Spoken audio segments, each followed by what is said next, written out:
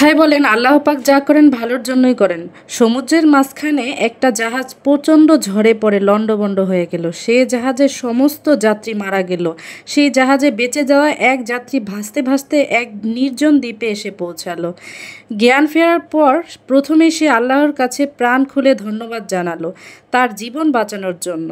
প্রতিদিন সে দ্বীপের তীরে এসে বসে থাকতো, যদি কোনো জাহাজ সেদিক দিয়ে আসে এই আশায়। কিন্তু প্রতিদিনই তাকে হতাশ হয়ে ফিরে আসতে হতো।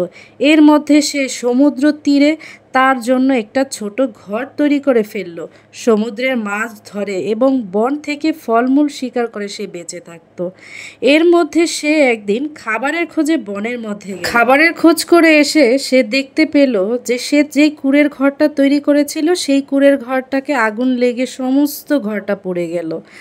এখন সে খুবই ভেঙে পড়ল আর জোরে চিৎকার করতে লাগলো, হে আল্লাহ, তুমি কি এটাই আমার ভাগ্যে রেখেছিলে?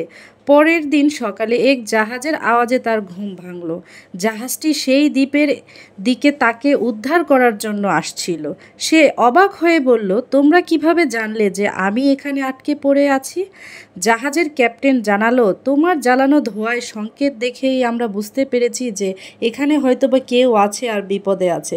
ওই যে শুরুতেই বলেছিলাম যে আল্লাহ পাক যা করেন ভালোর জন্যই করেন। আসলেই ঠিক যে আল্লাহ যেটা মানুষের জন্য ভালো রেখেছেন সেটাই। গত কয়েকদিনে বন্যার পরিস্থিতি দেখে মনটা এত বেশি খারাপ যে আসলে বলার ভাষা খুঁজে পাচ্ছি না। এই যে ফেনী জেলার মানুষের অবস্থা খুব ভয়াবহ।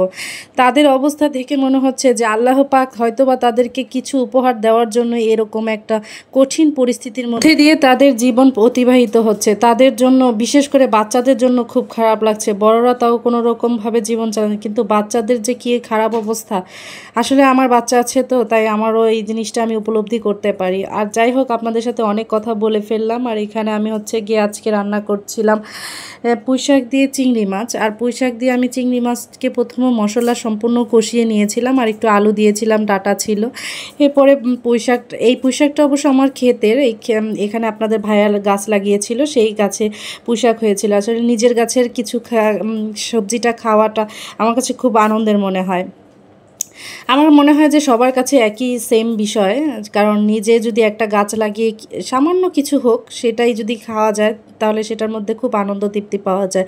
আর আমি মশলাটাকে খুব ভালোভাবে কষিয়ে নিয়েছি আর শাকটাকে একটু কষিয়ে নিলাম, তারপরে আলাদা একটু গরম পানি করে নিয়েছিলাম।